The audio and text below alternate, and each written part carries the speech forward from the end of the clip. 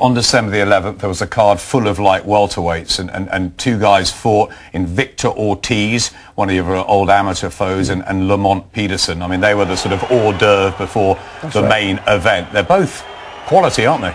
They're both great fighters. You know, I know Victor from the amateurs, I boxed him. But they're both good fighters. Then you got Lamont, who's a boxer, tall fighter. He went down a few times, but the way he come back and got a draw in this fight, I think he did really well.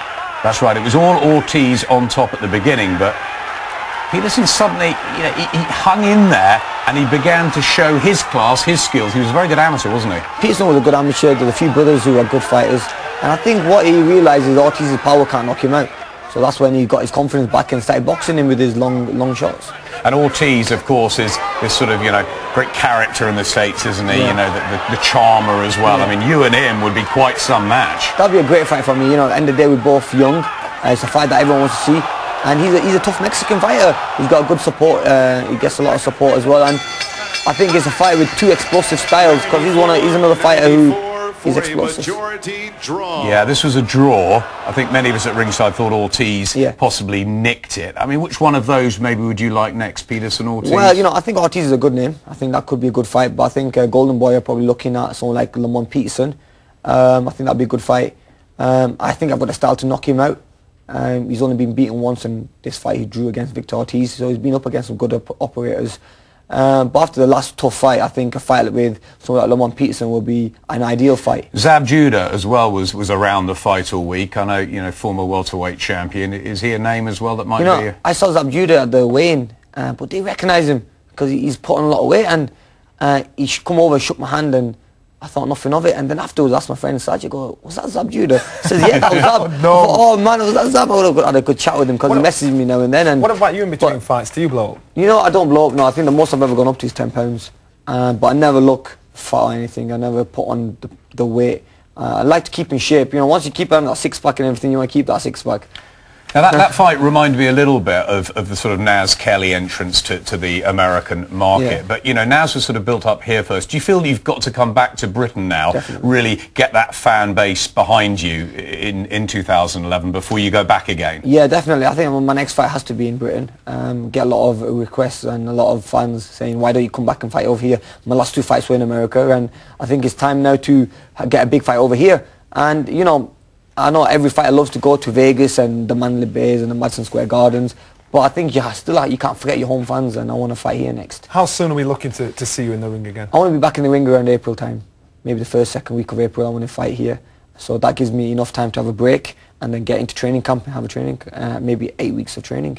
It should be a great 2011 ahead. We've got, you know, Ricky Burns, world champion, Carl Froch as well, and David Haye, who was out there supporting you in Vegas. I mean, there's talk that he might even go in with Vladimir Klitschko. Has he said anything to you? He spoke to me and he said, look, he's ready for any guy out there. And, you know, he's a heavyweight world champion. I'm sure he can unify the division. Put him up with any other Klitschkos, I think David will knock him out. Great that you're all supporting each other as well, the world champions. I mean, for British boxing, we're going through a good period now again, aren't we? It's going brilliant because, you know, I don't know about all the stuff that we hear about me and Carl Froch going back and forward, but he called me and we had a good chat. You know, he wishing me all the best for the fight, and then called me after the fight saying what a great performance it was. I boxed him really well and took some good shots and proved a lot of critics wrong. And, you know, still with David Haye, you know, we speak day in, day out.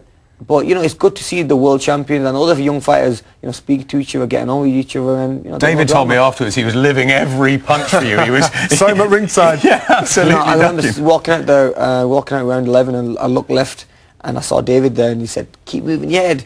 And I think he was doing more boxing outside the ring than I was doing in the ring. But, you know, I think that's how close we are. We are good friends. We were good friends when we were amateurs, and as a pro now, I know it's a lonely sport, but it's good to have people like David Haye and you know, the Froches and the Burns out there looking out for you. Do you think the really thrilled the Americans? That was the sort of perfect statement from Amir Khan at the back end of 2010? Yeah, definitely. You know, I think I wanted to finish the year off with a big bang, and I think we did that. And coming all the way from England and going to Vegas and putting on a big show like that and topping the bill, I think we did well. A lot of people want to see this fight against Maidana, and there's a lot of doubters there saying Amir's going to get knocked out. He's not good enough. He won't take the fight on against Maidana. We took the fight on. We beat him in his home, where he was training in his home, at his home, and we did everything we was asked to do. and Freddie was happy, and I was happy, and now I can relax, and you know, I'm sure look forward to the future. Johnny, we've seen some good and some average and some great fights on Sky, all sorts. Where do you think this sort of ranks? It's got to be up there, hasn't it? Outstanding. I was ringside when Nice boxed Kevin Kelly, and it was just pure drama. I think just watching it here from the studio, drama all the way through. Outstanding performance. You know, when I watch it myself, sometimes I think, oh man, what was I doing there? You know, I couldn't make the fight a lot easier by, you know, just stepping back and make it look boring. But I'm one of them fighters. You know, I love excitement. I love the viewers getting excited, and I think, but we're gonna watch this fight again and probably go through the mistakes, and we don't really want. You can't have too many of them. You can't have too many. Like I said, my motto is I want to walk out the game the way I walked in, and too many fights like that, you're not gonna walk out the same way. Smart move, man. Oh, thanks to Amir for making the trip down to see us. It's terrific to see you. Enjoy the holiday season, and we can't wait to see what lies in store for the new year. From the former Olympic silver medalist in Athens to the fighter who struck gold in Beijing.